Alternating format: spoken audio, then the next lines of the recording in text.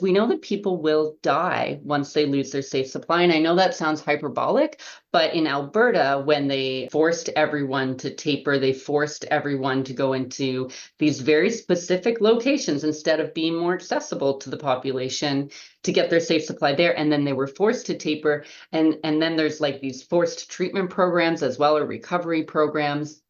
I've spoken to NPs out there who lost 40% of her clients when she had to stop safe supply. So we know that people will overdose. So it's stressful. It's scary. We have relationships with these clients. They have, families, they have dogs, they have lives like the rest of us. And we're trying to find a safe way to do this. I'm Colin Burrows, and this is the Woodstein Media Podcast, episode 33.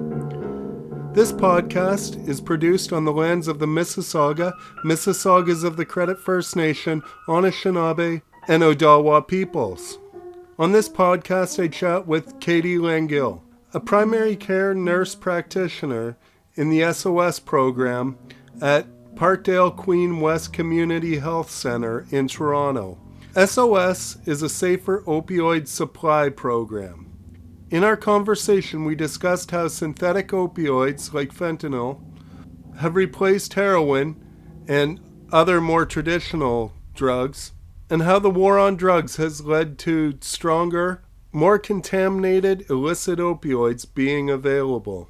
We chatted not only about how this complicates the job healthcare workers have when helping drug users, but also about the unintended damage contaminants cause to the health of drug users.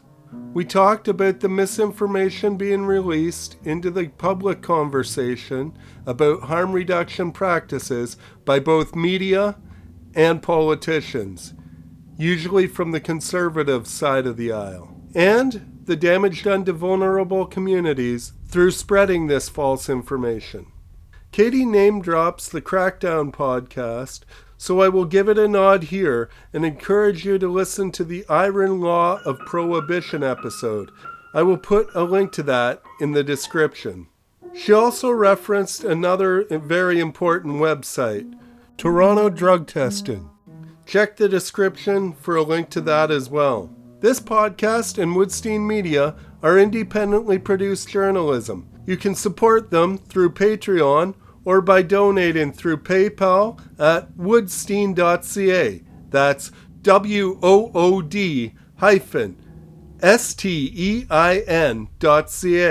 Thanks for your interest and support.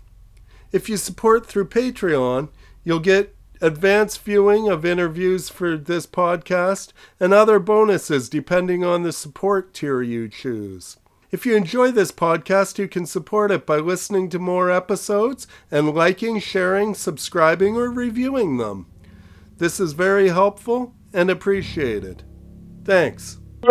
First, could I get you to introduce yourself and let me know how you came to work in the harm reduction realm of healthcare and what your job really entails regarding harm reduction and safer supply? So I'm a registered nurse. I've been that for 14 years. I've been a nurse practitioner for the better part of that time, which just I can assess, diagnose, and treat independently. And so I've done a variety of different things. I kind of fell into mental health. I enjoyed the way it let me be with people, I think. And a big part of mental health is obviously substance use. I also come from the East Coast where drinking excessively is just a part of the culture. And so I would say I saw a lot of excessive use. And I also had many, many people who I loved and cared about and who were some of the smartest people I know that I respected who sort of fell into substance use. So, it never dawned on me to treat that sort of population any differently. And so it was easy for me to work with folks using substances. And then during the pandemic, I was doing my medical psychiatry fellowship. The shelter hotels opened up, which I'm not sure if you're familiar, but there were a lot of hotels that were run for shelters here, many, and we had a lot of clinics in them. And so I started working in those. And as you can imagine, there's a lot of things you see in there. And substance use is really, really common and overrepresented in an unhoused population for a whole host of reasons. So working there, there was I was prescribing a lot of methadone and treating a lot of substance use, fentanyl use disorder. We saw a lot of that. We saw a lot of overdoses. And frankly, the first time somebody explained safe supply to me, I didn't get it. I was like, what is this? My medical whole framework just couldn't compute. And so I didn't understand. And then when I was doing this work in the shelters and seeing so much fent use, someone described it to me and it just clicked. And I thought, this makes perfect sense. So we started prescribing it with very little, I would say, support from the broader medical realm of things. And it made a lot of sense. And we worked on programs. And then I ended up continuing to do that after I left the shelter and fell into this program at Parkdale Queen West that does a lot of really great work. And so that's how I got here in harm reduction. In terms of the work I do day to day, it's like a standard primary care clinic here, maybe a little bit more chaos because we're right downtown Toronto. So there's lots of excitement going on. It's a community hub. There's lots of people around getting food, getting supplies, getting their primary care needs met. And what I do day to day is I see a relatively small roster of clients that we've sort of handpicked to be in this program because we have many, many applicants, and the criteria is quite difficult to get into. And so I get to know this small group of clientele really well over the last couple of years, and some come and go. But I see these clients regularly, sometimes weekly, sometimes a couple times a week. And they come in and we go over their urgent care needs if they have any primary care needs they might have, and then talk a little bit more about their substance use and how I can help them with that, whether that's connecting them with our allied healthcare team. So that's like case management, that's social workers, that's therapy, as well as prescribing safe supply.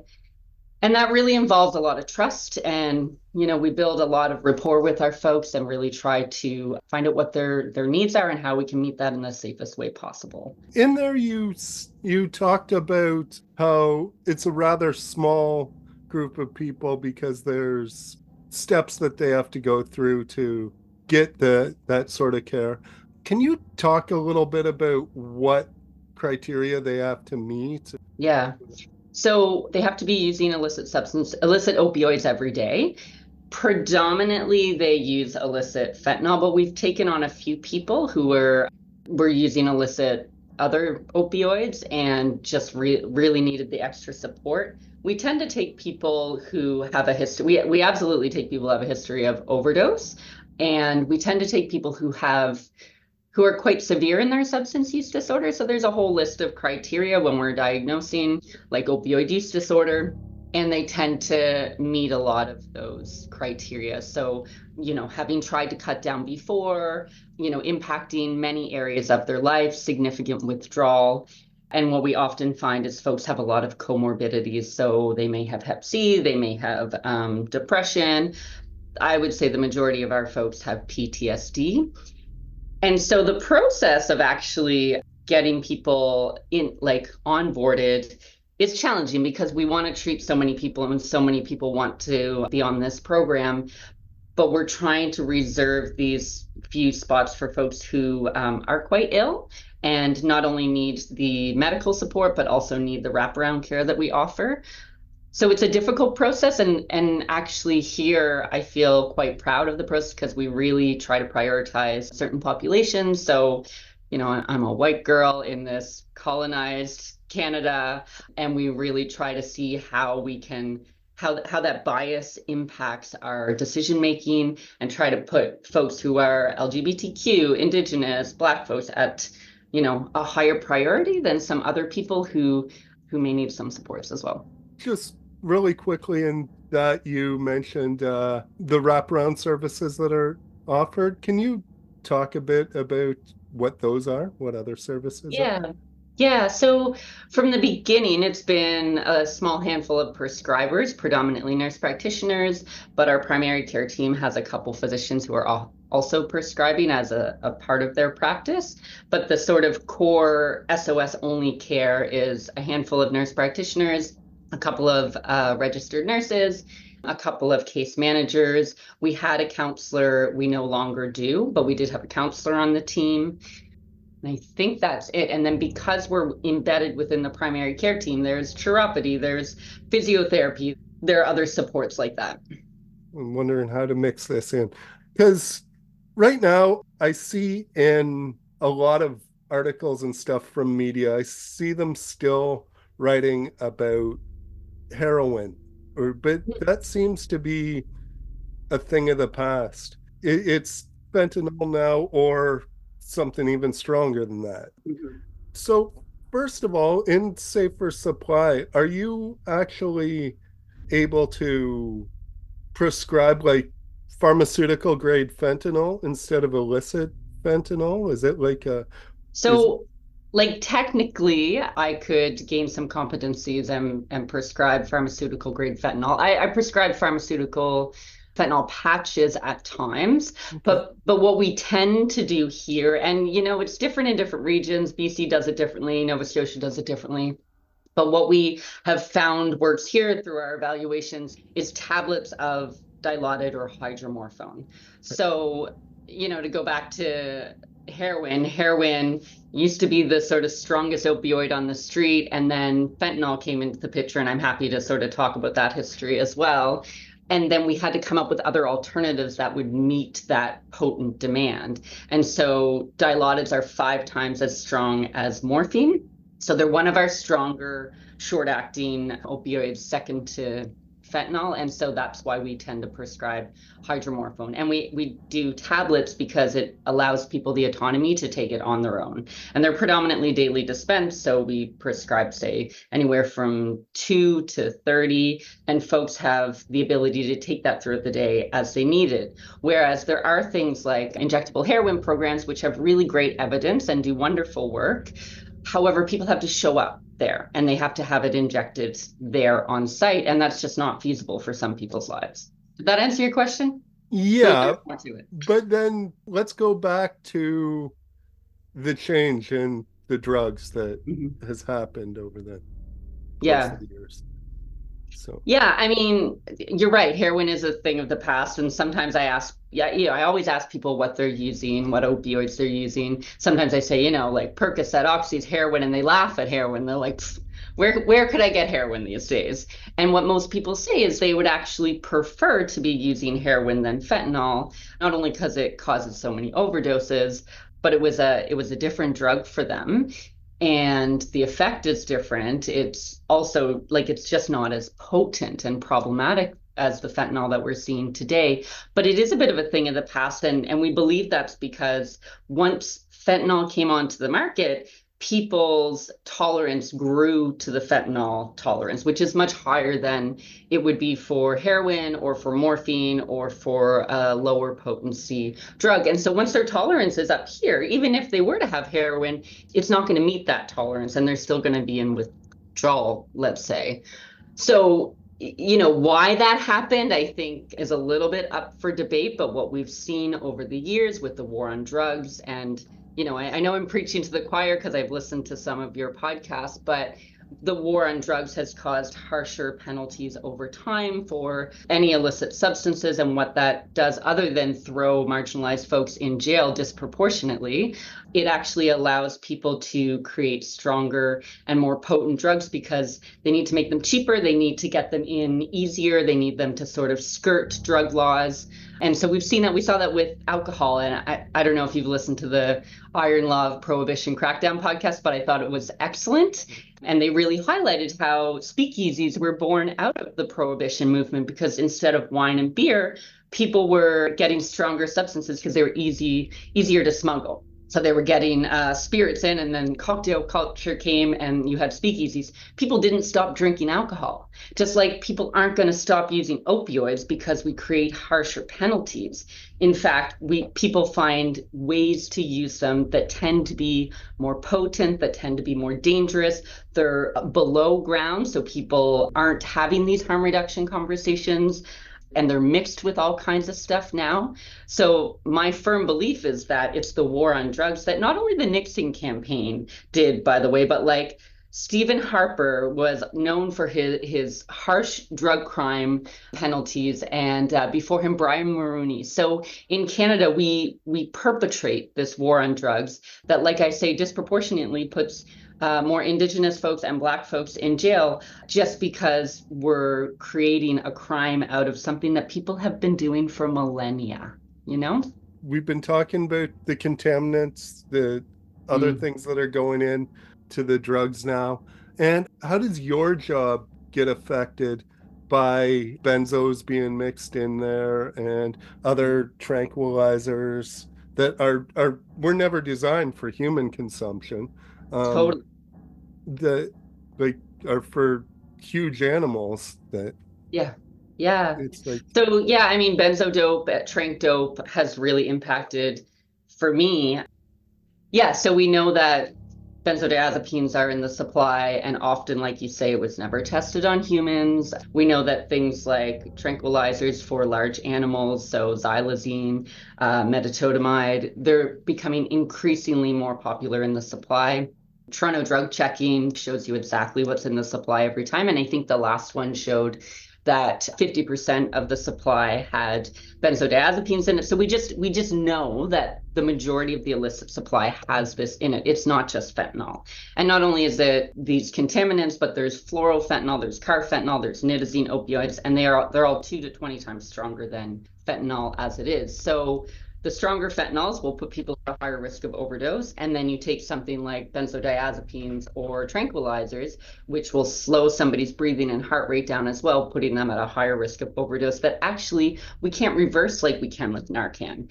And you hear of people needing, 10 to 20 shots of Narcan because it's just not doing the job it used to do. And so it really makes it harder to bring somebody back, and then harder to know how to best treat. So I often talk to people about their withdrawal symptoms, and we often prescribe like our long-acting opioids, our methadone. If they're still having withdrawal, we know that you need more of that, whether it's the Dilaudid or the methadone. And so we ask a lot of details around this, but sometimes benzodiazepine withdrawal can look a lot like opioid withdrawal, and it's hard to know like which is happening here. How do we best treat that? And then, in my job as a prescriber, I take a risk of prescribing safe supply because I think it's worth it. I know it's worth it.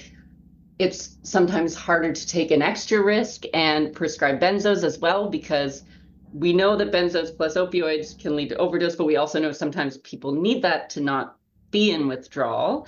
And the other thing is that if people stop their fentanyl suddenly, they're also stopping the other contaminants in there suddenly. And while opioid withdrawal will make people feel like they want to die, it won't actually be fatal, whereas benzodiazepine can lead to seizures, which can be fatal.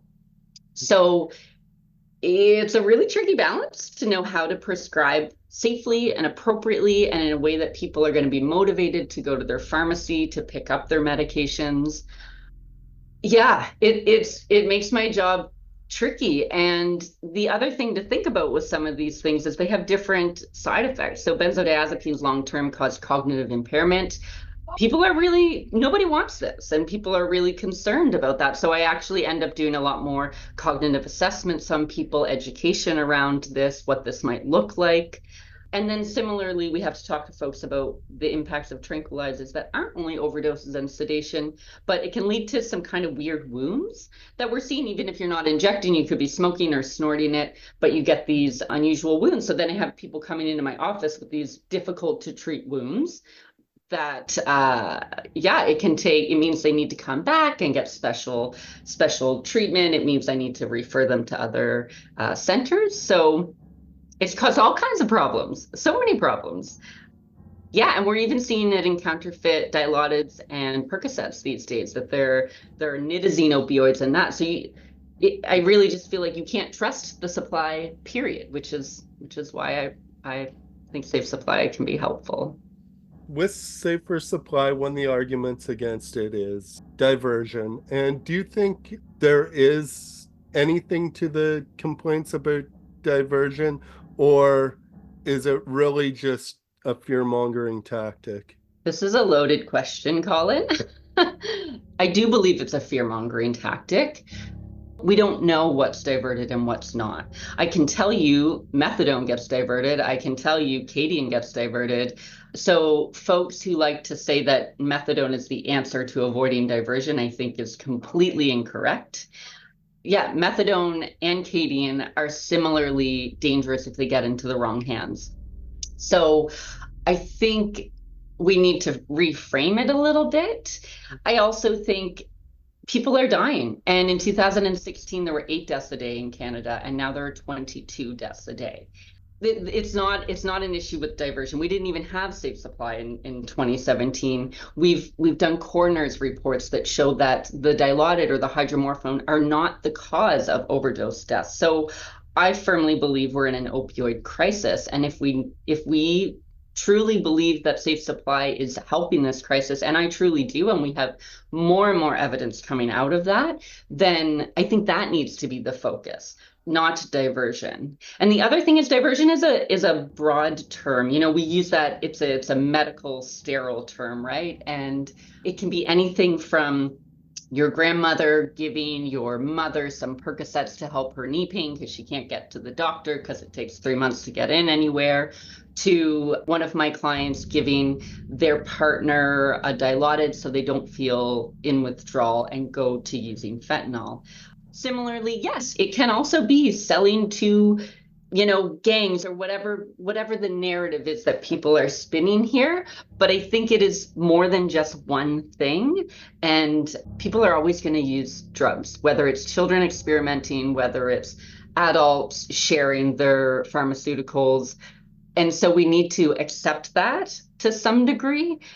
And I do everything I can to mitigate that. And I build a relationship with my clients of trust, and we talk about things. And if I'm worried, I use caution. Like, we're not just handing out, monthly supplies of these dangerous drugs. We talk to them about the risks of if they get into the hands of other people. We tell them our programs at risk if they are selling them. And for the most part, my folks are using heavy amounts of fentanyl. They need every ounce of Dilaudid I give them. So it is a needed medication that I believe the majority of them are using. It's really tricky. People are going to use what they're going to use. And it's funny how we focus on the diversion of things like Dilaudid, but like alcohol, last I checked, was the biggest problem in Canada for substance use. So that's free and legal. Our kids use it on the schoolyards, and it's not like, oh gosh, like they're trying alcohol in the same way that we talk about diverted Dilaudid. So yeah, it's a tricky subject, but I don't think the solution is not having these programs. I think it's talking about it openly. I think it's not hiding drugs. I think it's allowing harm reduction to happen so that we can continue to have these conversations instead of push them under the rug. The continuum of substance Mm. use healthcare, which I know it starts at like beneficial things that we like pharmaceuticals that we need to get by. I'm on some for high blood pressure and I'm diabetic, so I use them, and it goes all the way to the other end with addiction and Mhm. dependency. And can you talk about some of the stages in between? Because in the conversations I've had with people, people really kind of confuse the in between parts and think that it can either be beneficial or you're addicted.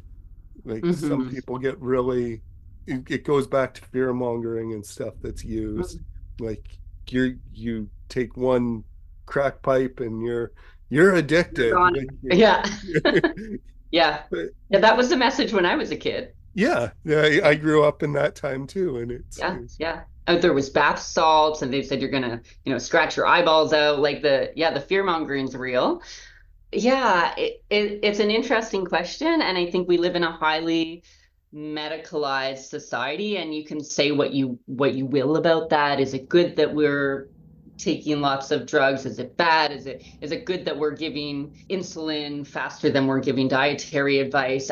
Say what you will about that, but this is the world we live in, where pills are cheaper than some of the other approaches we can offer people in healthcare.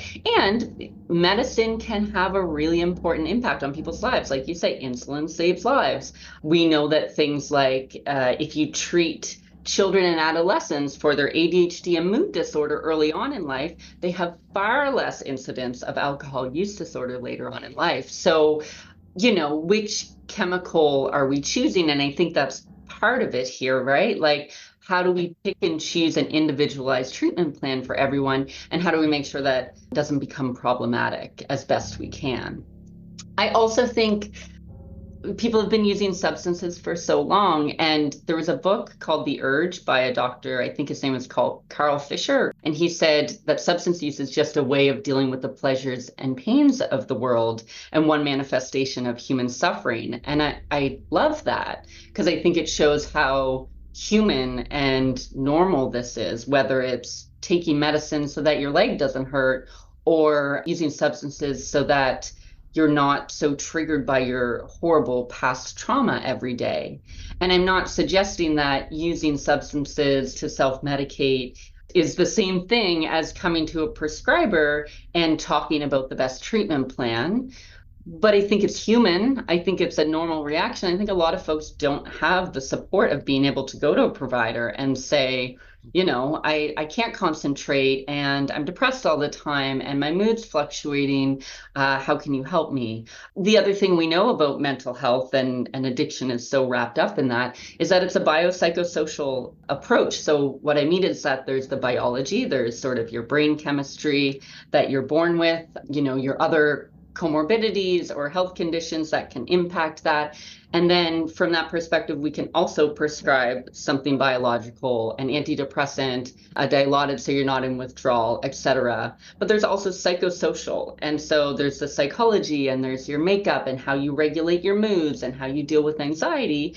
And there's self-treatment for CBT and there's therapy that you use to treat that. And then there's the social. And nobody is going to be able to feel better with their mental health if they don't have stable housing and if they don't know where their income's going to come from or their next meal's going to come. And I can tell you, I have a lot of clients who are in and out of housing, and when they're housed, they're abstinent, they don't use, they're stable, their moods are regulated. And when they're unhoused and living in -30 on the streets of Toronto, they use a lot of substances because they're trying to cope because it's so brutal, which is like Maslow's hierarchy of needs. You need to get those needs met in order to go to the psychological and move beyond that. So I just say that because it's so multifactorial, how we treat substance use, how we treat mental health, even how we treat things like diabetes.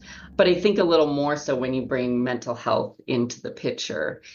So I don't know that really answers your question on the continuum. I just feel like it is a very complex subject. And yes, we all, can get a pill from our doctor, and the way we judge that substance in our body can look very different than how we judge somebody who's, taking a Dilaudid from their friend because they're struggling. I'm not sure what sort of answer I even was looking for from that, because it is such a huge thing. So I do think you gave an answer that I'm satisfied with. Okay, great. Because there's such an array of reasons why people end up using. You can't, unless you're in a very privileged situation anyways, you can't really, actually you can't, but people in a very privileged situation will look at it like everyone's coming at it from a kind of level playing field, and then they'll judge it from Right. that, and you can't. 100%. And sometimes I feel like this work is more poverty justice than anything else, frankly, because the majority of folks I work with are struggling financially because we live in a messed up capitalist system that gives some people more and some people less. And so, yeah, there's folks who have a fair amount of privilege and they can maybe go to the treatment centers that are very expensive, or they can get their stimulants prescribed by their doctor because they can get an ADHD diagnosis. But our folks, a lot of whom have ADHD diagnosis, and we know there's a link between substance use and ADHD, they never really got that diagnosis, or they're not getting it appropriately treated. And maybe they're self-medicating with illicit substances, and then it becomes this kind of vicious cycle because they're a bit more dangerous. I want to discuss the misinformation that's being spread in the media about the debates around harm reduction. I mean, I've worked in media and I continue to do this podcast and everything. And I try not to do that, but I know a lot of misinformation. And I probably am guilty of that in some ways without meaning to be. But what are some of the mistakes you see journalists making and media making about these subjects? Oh, I was going to talk about conservative government, but the mistakes media is I making, want to get to that next. yeah, it's like, oh yeah, that there's some mistakes there. Yeah, the way we spin the story is interesting. And there have been a few articles lately that I've read that the more I dig into what actually happened, the more I realize the title of the article doesn't make any sense for the story. So I'm not going to bring a specific example up on purpose. I'm being intentionally vague here because it's a weird time to be in safe supply, and prescribers are being attacked in the media by certain types. And the way we tell this story, I think, is really important. And something that we've been criticized for in safe supply is not appropriately telling the story. And part of that is because as safe supply programs, it's not our story to tell. It is the story of people with lived experience. However, for obvious reasons, it's not always easy for folks to do that, whether it's because there's shame, whether it's because their lives are too busy at this time, they have too much going on trying to survive. But that story of people with lived experiences, I don't feel like gets out there in an appropriate way nearly enough. We don't hear nearly enough success stories of people who, like you say, crack may not lead to immediate, you're going to get locked up in jail and you have a crack use disorder and you're chewing your face off or whatever. But people use recreationally, and maybe they use crack here or there, but they're holding down a job and they're going to their healthcare provider and they're getting treatment, and maybe it's controlled. So I think the flip side of the story we're hearing now in the media, which is drugs are bad, your diverted safe supply is getting sold on the schoolyard, which PS has zero evidence for it. This story that people are morally bereft because they're using fentanyl and therefore, they don't necessarily deserve our care. Like, these stories are being told in the media way too much.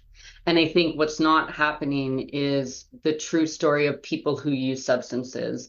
And not only people that I work with who maybe are like on the more severe end of substance use disorder or struggling a little bit more, but folks who are super successful and still using, whether it's recreationally or whether they also need to go to treatment centers and struggle. Like I say, it's not an easy story to tell. And I don't know where my role as a provider comes into it, except that I need to be cautious. But I do think people don't hear the other side of the story. And I think that's a bit of a problem.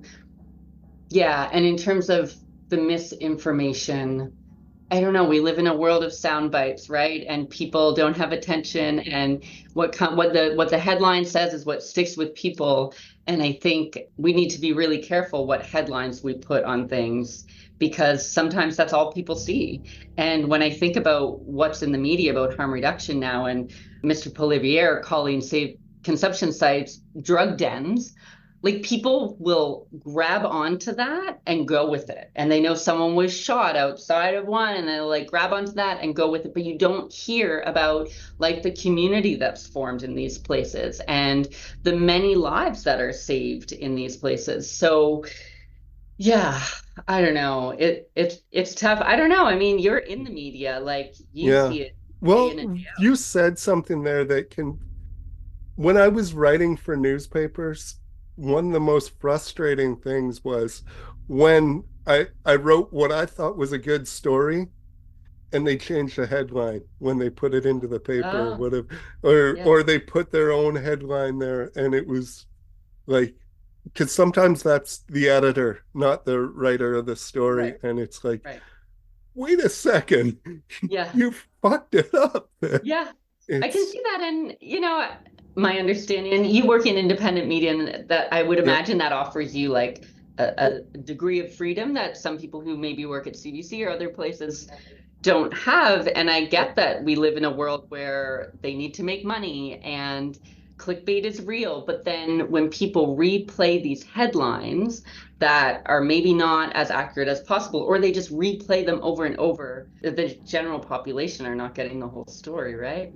yeah, and paywalls can be a big problem with that too, because Right. if if you get the headline, the sensational headline, and the first paragraph, Hmm. but it's down later where you learn the real facts. Right. People can't reach that because they can't afford to Yeah. Totally. subscribe Totally. to every newspaper out there. Yeah. Yeah. It's not super accessible anymore. Mhm. Now it's pretty much the same question, but I said the political realm in the question, but really, could you discuss the misinformation that is coming from the Conservative Party right now and how that affects your work? Yeah, it's bananas. I have never worked somewhere where the political systems that be dictate how I work nearly as much. So, as you know, Mr. Polivier is not only taking videos that really show a negative light of folks using drugs and really say that the problem is the substances and it's a very inhumane approach I think that he's taking, and then he's saying that safe consumption sites are not actually safe, they're drug dens. Very anti-safe supply, thinks that's the problem. This isn't evidence-based, for one, that where he's getting this from, and for two, it impacts voters. And when he is elected in a year, we are going to see a lot of social programming fall to the wayside. And I think the problem we're at in Canada right now is that people are tired of Justin Trudeau for very good reasons, and our only alternative is conservative right now. And he's spewing this misinformation, and he's making harm reduction seem like it's the problem when it's not the problem. We talked about this before. The war on drugs has caused more problems. So how that impacts my work, like we're losing funding. And really tragically over the last year, there's been an interesting downward spiral in the program. And so when I started a couple of years ago, people were excited, and even other providers who were like, I didn't know that I could do that. They were like, good, I'm glad you're here. I'm happy you're here doing this work. And I say that within a community basis. There's some more traditional forms of addictions that will never support us, and that's fine. That's their perspective. But there was a lot more excitement. There was forward movement. We could build up our practices. And in the last year, there was this big, oh shit, like we don't know if funding is going to continue. And so in February this year, we were supposed to hear from SUAP, which is the federal department that funds us and has funded us for years. They were supposed to tell us that funding either was continued or not for March of this year, and they took their time, and they took their time. And I believe part of that is because there were a lot of consultations with some naysayers, and so they had to consult, and it took forever and forever. And so watching that process became very stressful for our small team here to keep doing the work we do that frankly isn't really validated in the conventional healthcare system anyway. There's always newspaper articles coming out saying that safe supply is the problem. We can't consult as many specialists because they feel that we are the problem. So it's already challenging enough from like the larger lack of support. And then to know that possibly we won't have a job in a month. So at this time, like we lost two of our nurses. They had to find secure work. So that happened, which is very stressful. And then that sort of stressful dare I say, culture, like that, it just sort of permeated a lot, and people became a bit more fearful of like our ability to keep doing this work. And now we know that next year we lose funding, like for sure. So we got funding eventually, but we had lost half our team. And now we know we get funding because they told us last minute, but we know for sure March it's done. And now we have people who are stabilized on their safe supply, who have housing, that are doing much better, that we have great relationships with. They're finally engaging with the healthcare system, and we have to find a way to either transition or deprescribe them.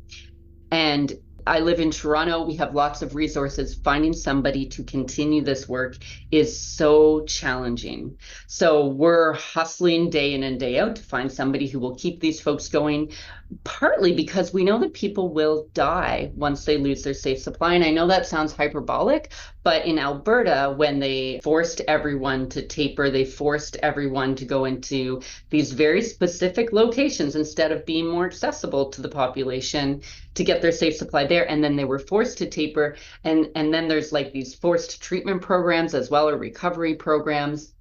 I've spoken to NPs out there who lost 40% of her clients when she had to stop safe supply. So we know that people will overdose. So it's stressful. It's scary. We have relationships with these clients. They have, families, they have dogs, they have lives like the rest of us. And we're trying to find a safe way to do this. And so right now we're looking at tapering people down. Nobody wants to go down, but we have to find a safe way to do it. We also know that deprescribing historically is partly what put us in this problem in 2016, or in the early 2010s, when there was a big push to deprescribe oxycodone because everyone said it was, not addictive. And then we were like, oh shit, it's addictive. And the medical community said deprescribe. That's when we saw a dramatic increase in overdoses. So we know that deprescribing leads to more death. And yet we're in this position where we don't have a lot of options other than deprescribing. And that sucks. It sucks as providers. It sucks more as clients who are in this situation. The only silver lining I see to being in this point is that finally there are a few other prescribers who work in the addictions world through RAM clinics and other who are considering taking up some safe supply. And it's few and far between, and it's not enough, but there is a teeny weeny culture change that is one nice thing to see. You mentioned forced recovery, or there's this idea that harm reduction and recovery do not go hand in hand. It's one or the other. Can you talk about how that idea is wrong, that they don't go together, and how they can work together? Yeah. And so I think, first of all, we have to remember that recovery, like treatment centers, they're just not an option for people. Like that high level of support, they're often very restrictive to get into. It can take people months to get into. Folks who say have a dog and they're the only caregiver of that, they can't get in. If they're on methadone, sometimes they won't accept them in those programs. So that treatment center recovery type of support, abstinence-based, is often not even available to folks.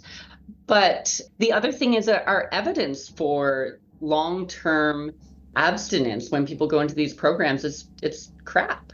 And like, it's not to say they aren't really valuable, and people sometimes need them at a time in their life, but people leave these centers and go back into their lives where they still have triggers, where they maybe still have their mood disturbance to deal with, their, housing situation to deal with. That is day in and day out. And if someone leaves an abstinence-based program and then goes back into their lives, they still need to figure out how to deal with their lives and not use substances then. So they can help for a time, but they are not a long-term solution for a lot of people. So I think that's important to recognize. Like, a lot of people think you just go into these centers and then you're sober and then you're good. I have a lot of people who've gone into these centers and they're sober for the time being, and they come out and then they often end up using again because they have to, there aren't enough PTSD supports, and there isn't enough money, etc. Just name the reason, right? Get out of there and they return to the same problems. Totally. Yeah.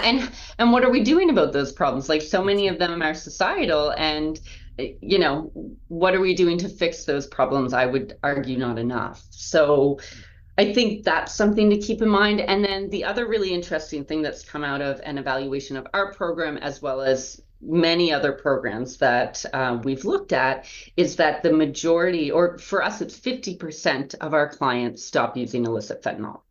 So that was never an intended outcome. Our intended outcome is keep people from dying. So stop overdoses, keep people out of the hospital as much as possible.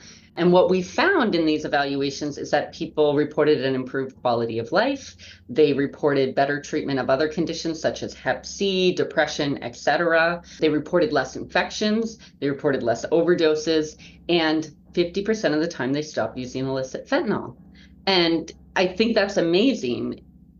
And to me, it speaks to the strength of these programs of harm reduction. It speaks to the importance of a relationship. There are many factors that go into these programs. You know, there's the chemical, there's the dilaudid, there's the relationship. There's so many things, and it's hard to tease apart. But I do think the relationship is a big part of it. And if you look at things like psychotherapy, they say that the most important part of your outcome will be the relationship. And addictions is mental health. And so it makes sense that that relationship is important. Now, if you look at a lot of these large methadone clinics that granted can do really good work, I'm glad they're around, but we have many of them and we still have a very large opioid problem and a large overdose problem. And in fact, people on methadone tend to stop at 6 to 12 months, like 50% of folks. Our retention rate for methadone is quite terrible. So if you look at the relationships we're able to build because we have time with people, and often what we've seen is some of these methadone clinics see 90 people a day. Again, they do great work, I'm sure of it. And you just can't do all the other parts of the work that need to be done when you're seeing people so quickly. I don't feel anyway, I don't believe so. And a lot of our programs are able to do that because we meet people where we're at, because we accept that they're going to use, we talk to them about it. We don't judge, and I think that is the strength of harm reduction. And I think that shows that the fact that people are not using the fentanyl for whatever reason, that shows that they can go together, harm reduction and recovery. When you're talking there and you're talking about the truth, there's always going to be some sort of substance use, and we can't put a stop to that. When I think about people like in government calling these methods of harm reduction wacko Mm, or magical thinking, I think mm, the real magical thinking is thinking that you're going to just poof, get mm. rid of all substance use. It's such an Yeah. insane thought. Yeah, humans have been using substances for millennia. Like I agree. It sounds insane to me. It sounds insane and it sounds very privileged and lacking a lot of understanding of how the world works, if you ask me. Is there anything else that you really want to say to people, get out there, that we haven't touched on so far in the conversation? I think we've touched on a lot of the really important points. I would love if people could sort of look at these issues a little more deeply instead of just seeing the headline, because right now the headlines are nasty and I would say incorrect. I would also like to remind people that methadone back in the day was seen as evil, and it took a long time for it to gain any sort of approval in the medical system. And now it's our gold standard of treating clients with opioid use disorder. So I think it's important for folks to remember that change is hard fought and takes a long time. And it's possible that safe supply is one of these changes that could make a difference, such as safe sterile kits and safe injections for HIV and AIDS epidemic in the 80s, which was really the start of harm reduction. And they made a huge difference in HIV and AIDS. And that's harm reduction. And so people who say harm reduction is problematic, they're missing a large piece of the picture. So, yeah, I guess it'd just be nice if people could keep a bit of an open mind that we need to look at things a little bit differently. And sometimes that's when we make big, important changes in healthcare. Well, it's been great to talk to you. Thanks a lot for taking the time. So, Thanks for taking the time, and thank you so much for the work you do, Colin. I really appreciate it. all right. Thank you. It's been nice chatting.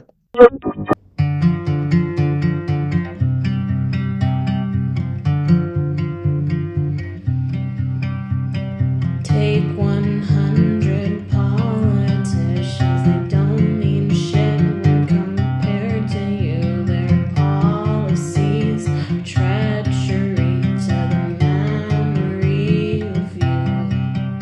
We need harm reduction, safe injection, safe supply. We need safety now. Harm reduction, safe injection, safe supply. We need safety for you.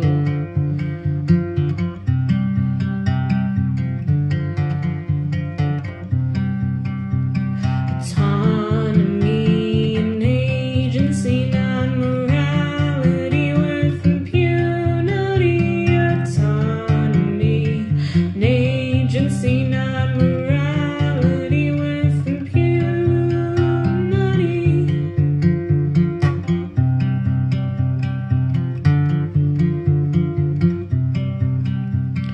January 31st of 2024. That's when my love took her last breath. There's not much more to say. January 31st of 2024. The world lost the coolest badass punk rock star that it's ever known.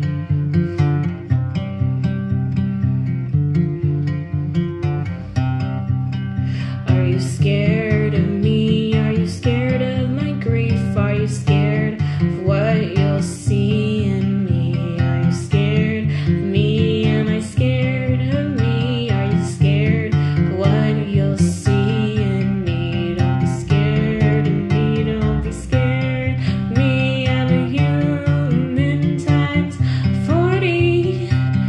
Don't be scared of me, don't be scared of me. I'm a human times 40.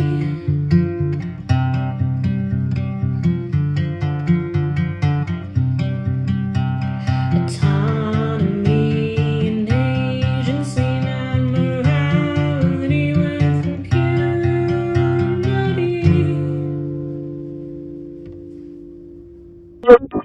Thanks for listening, and thanks again to Katie for the interview. The song I ended the show with is Harm Reduction by Montreal musician Coy Canis. It's another sadly beautiful piece of music about the drug poisoning epidemic. Another wonderful song that should never have needed to be written. Check the description for more information about how to find music and support Coy. Visit woodstein.ca. That's wood-stein.ca. You can support this podcast by becoming a patron at patreon.com/Colin Burrows. There are bonus videos and more for people who support through Patreon. Like, share, comment, follow, and support Woodstein Media and this podcast, and have a wonderful day.